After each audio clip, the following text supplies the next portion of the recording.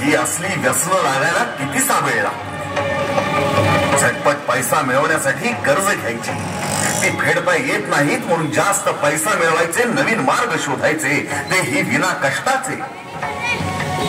लक्ष्मीचे हे असे रूप आम्हास कदापि धार्जिणे नाही. या असल्या पराभूत आणि चंद्रवादी पिढीसाठी नाही लढलो आम्ही. यासाठी नाही मांडला हा राज्य उभारणीचा यज्ञ आम्ही. माय भवानीच्या आशीर्वादाने आणि आमच्या आऊसाहेबांच्या पुण्याईनं आम्हास हे भाग्य लाभलं की या महान कार्यासाठी आपले जीवन अर्पण करावे. जीवाला जीव देणारे बाजी, तानाजी, नेतोजी, यसाजी, बहिर्जींसारखे अनेक सवंगडी लाभले.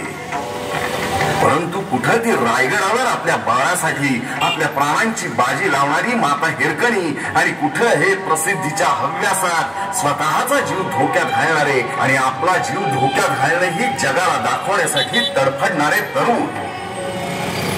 त्या हिरकणीचं नाव आम्ही आजही आदबीनं घेतो आणि पुढेही घेत राहू. तरुणांनो, तुम्ही या देशाचं, या भारताचं भविष्य आहात. आज तुम्ही ज्या पाश्चात्य संस्कृतीचं अंधानुकरण करता आहात तीच संस्कृती या समाजाची विकृती बनत चालली. याचा विचार करा. आज आमच्या आऊसाहेबांनी आमच्यावर संस्कार केले ते परस्त्रीला माते समान मानण्याचे, तिच्यावर हात अथवा हत्यार उचलण्याचे नाहीत. स्त्रियांवर आणि रयतेवर अत्याचार करून कसली दहशत दाखवतात. आम्ही हे हातात शमशेर धरली होती, पण ती स्वराज्याचं तोरण बांधण्यासाठी.